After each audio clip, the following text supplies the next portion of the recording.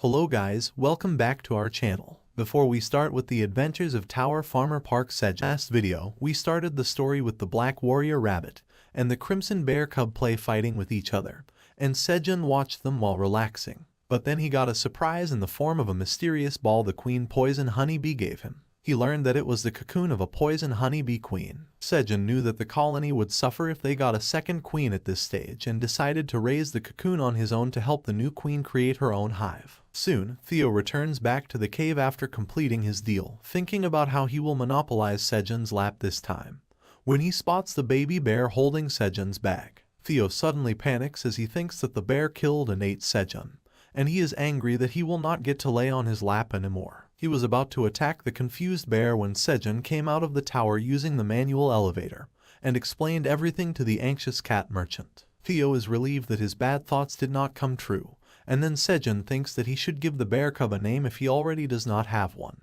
The bear cub does not have a name, and Sejun names him Queuing because that is what he says all the time. While everyone is disappointed in his naming sense, he manages to convince the bear to accept it. Then Theo demands his privileges as the sales cat, and Sejun takes him into his lap and feeds him churu. But when Queuing licks the churu, Theo gets angry and scratches him with his claws, which makes the bear cub cry, and hearing his cry, his mother leaps to their location like a rocket. Now, the mother bear stares menacingly at the terrified Theo, who is thousands of times smaller than her. He is trembling and sweating with fear as he holds his hands in front of him and his tail between his feet, and introduces himself to the mother bear. He says that he is a wandering merchant and even shows her his wandering merchant badge so that she will not harm him. Theo tries to tell her that he had a little misunderstanding with her baby, but before he can elaborate, the deafening roar of the mama bear stuns him and everyone else. The roar echoes throughout the 99th floor and continues for a few seconds, almost blowing Sejun and the rabbits away. When she stops roaring, the mother bear asks Theo something,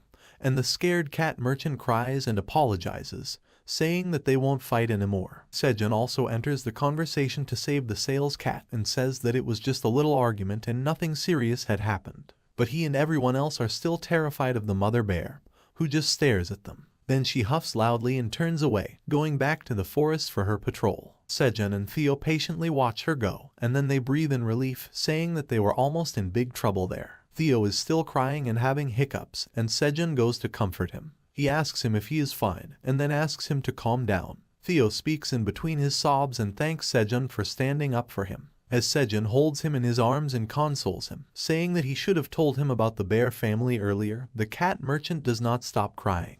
The rabbits are also worried about him, and they pity the cat as they surround him. Then the black rabbit takes initiative and starts licking Theo. He feels ticklish, but that invites even more of the rabbits to join in grooming the cat. Theo feels better and starts laughing, and then the rabbits climb up on Sejun's shoulders and start licking him too, and he also laughs. But the bear cub is watching them from some distance, and he feels quite bad about what just happened. He approaches Sejun and Theo slowly with a sad expression on his face, and then starts licking the cat merchant while still being worried about him. That was his way of apologizing, and Theo understands that. He replies that he is also sorry for acting out so impulsively and tells Queuing that they should be friends from now on. But while the bear cub still licks him, Theo requests that he not eat his treats from now on, wiping away his tears. The sudden relief gets to Sejun, and he yawns loudly, saying that they should all be good friends and live happily together. The yawn is contagious and first affects Theo, and then even Queuing and the rabbits yawn simultaneously. The rabbit couple who were in the cave heard the commotion from earlier, and they came out to check what was happening quite late. As soon as they pop out of the cave, the husband rabbit spots Theo's bundle, with the straw hat he bought earlier sticking out of it. He takes it out, thinks that it was a nice hat, and even shows it to his wife, who has spotted Sejun, Theo, Queuing, and the rabbits sleeping together. They are all cuddled up on top of each other, and the rabbit couple has an idea. They take the straw hat and place it gently on Sejun's face to protect him from sunlight, and he sleeps peacefully.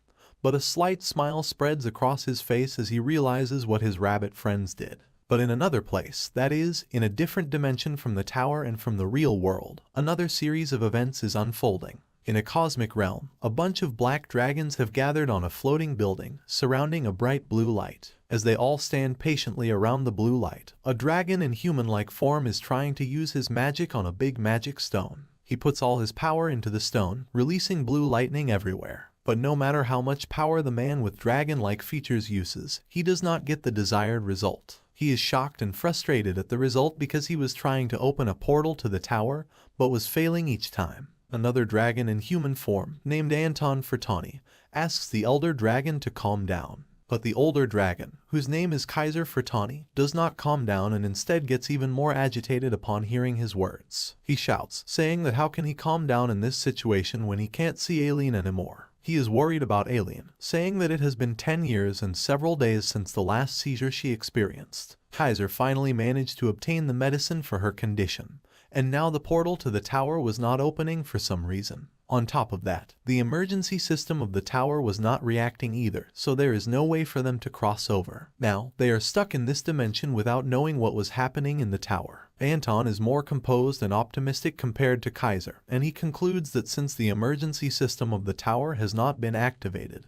it is proof that Aileen has not had a seizure yet, and they still have time to reach her. He tells Kaiser that he and the other black dragons understand his feelings because they are all Furtanis. Every one of them was gathered here because they were worried about Aileen, and they are anxious too. He says that the tower manager's cabin is at the center of all the mana that supports the tower, which is managed by the Furtani dragons. All the dragons take turns managing the tower and using the place and its mana flow to grow stronger. And every dragon had given up on using such a place for Aileen, who was sick, so that she could get better by being in the mana flow. Anton then adds that in order to look for the medicine for Aileen, the dragons risked a great loss, and they are still here to help her get healthy. Her body was unstable since it was broken by her dragon heart, and they wish for her to become healthy. Anton says that all the dragons here feel the same for Aileen, but Kaiser is still not satisfied. He says that they are still helpless, even if they have such strong feelings for the girl. But Anton replies that he understands what he means, calling him father, and says that this is why he is so calm.